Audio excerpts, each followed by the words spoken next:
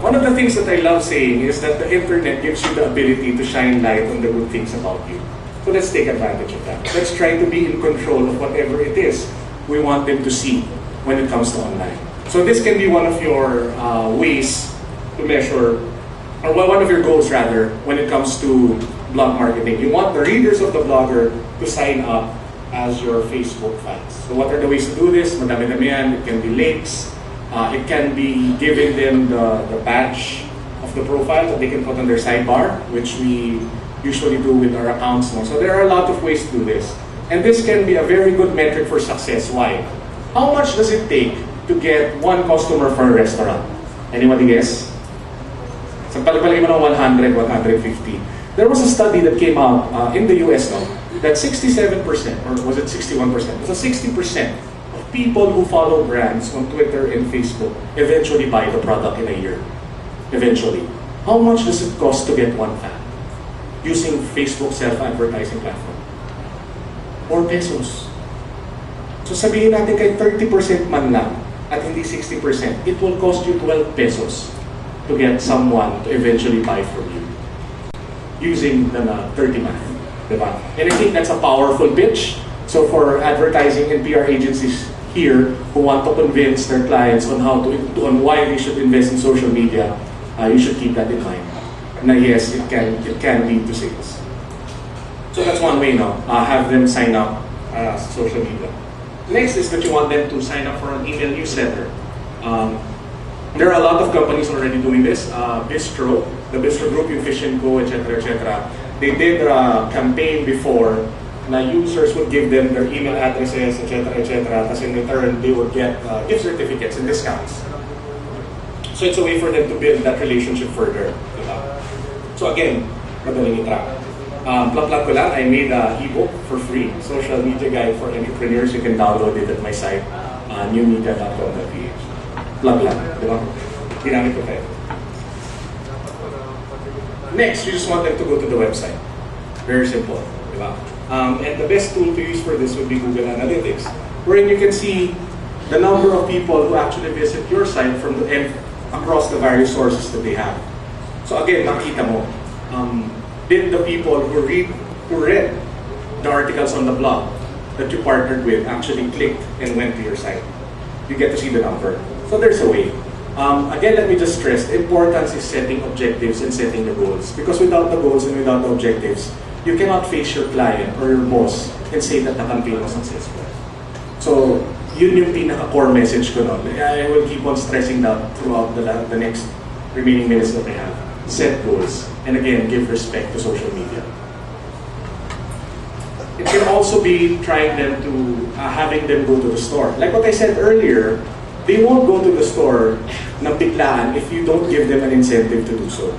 You can partner, don't just think of blog marketing as meeting bloggers in a restaurant tapos papakainin nyo sila. Hindi yun yun. There are so many executions you can do.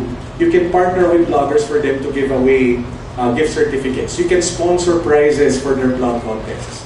You can give them, I don't know, a code that they can use when they go to the restaurant. They get a discount, they get a freebie, they get a free ice cream. There are so many things you can do with blogs and with bloggers. And most of them naman, if you approach them correctly, will oblige you. So try to think out of the box. It's not just blogger events. And I heard na may mga PR agencies dito, so let me be one of the bloggers that will first say this to you. Parang awa nyo na, wag lang kayo mag-a-attach ng press release, tapos papadala nyo lang sa amin. Wag naman gano'n, di ba? Try to build relationships with the bloggers. We're in this together for the long haul. As bloggers and PR agencies and advertising agencies, di ba? So as much as possible, try to build a longer lasting relationship with the bloggers so that when you have other clients come in, mas mabilis mag-respond. And mas open yung blogger to coming up, to agreeing with whatever it is that you want them to do. So each desired action has different triggers. So there are different ways na to do blog marketing. So I'll just go through 3 of them very quickly. So blogger events. Problem with blogger events is that there's no assurance of write-ups. Unless pipilitin nyo at tatawagan nyo bawat blogger na magsulat sila, which can be very annoying for bloggers. As much as possible, I would like to discourage that. huwag nyo nang isipin na porket nag-blogger event kayo, na automatic magsusulat yung blogger. It just isn't that way. Diba? And if ever they do right, okay. If not, ganun talaga. So what does blogger events do specifically? I think the best benefit that doing blogger events can do for you, for your clients, and for your brand is that it builds a relationship between you and the blogger.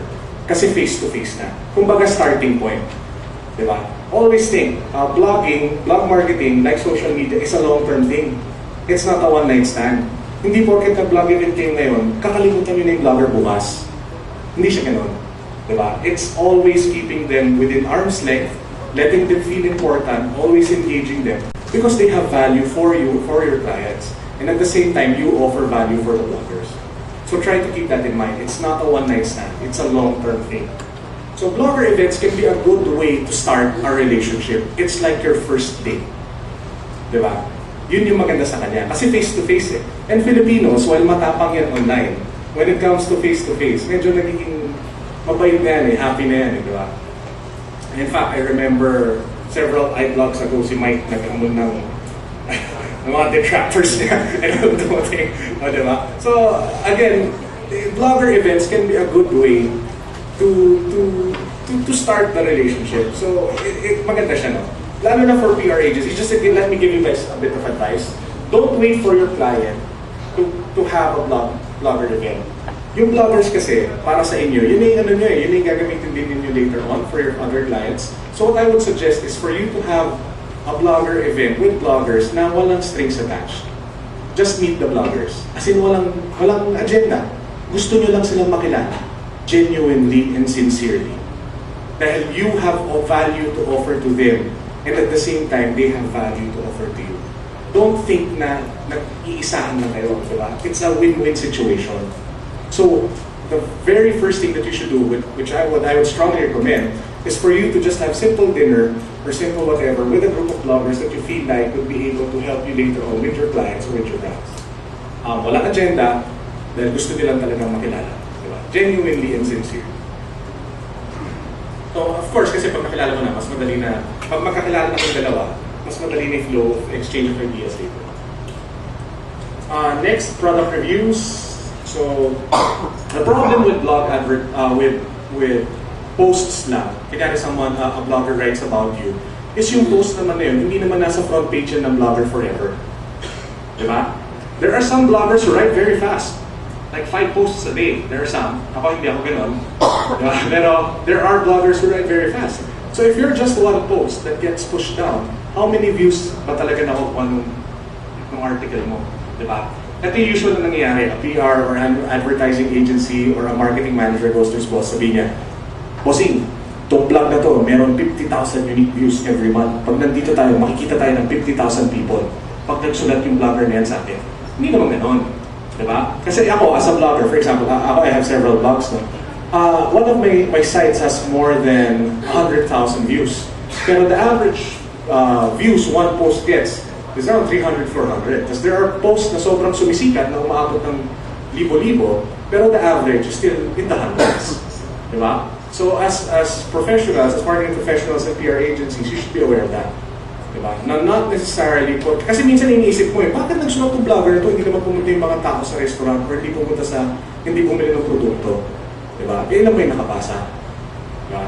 So yun yung one thing. What I would like to stress here is that there is no one way to do a blog marketing campaign. It has to be holistic. Again, babalik tayo dun sa sinabi ko kanina, it's a long-term thing. Hindi lang siya blog event ngayon, tapos na bukas. Hindi lang siya one post ngayon, tapos na siya bukas. If you want to really maximize blog marketing, it should be an entire campaign with a very long timeline. With a decent timeline, with different efforts scattered all throughout, just like any normal marketing campaign.